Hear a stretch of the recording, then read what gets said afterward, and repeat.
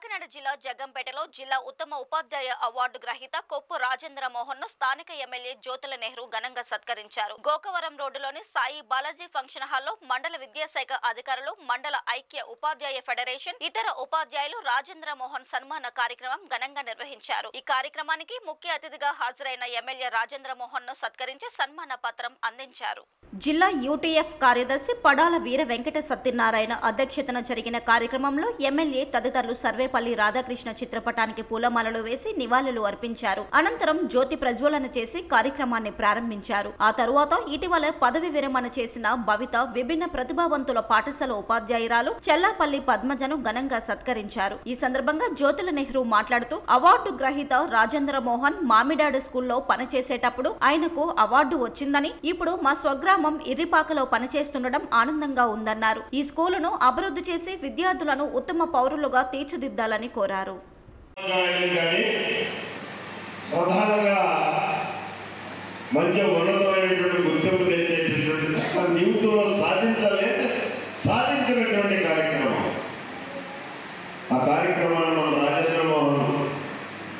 సాధించుకున్నారు.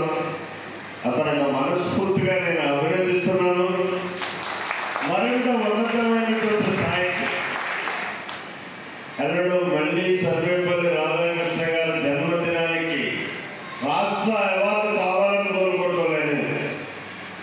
ఏదైతే నేను పుట్టూరుకి టీచర్గా వచ్చానో ఆ స్కూల్ని ఉద్ధరించి 100కు 100 మంది కూడా ఉత్తమ విద్యార్థులుగా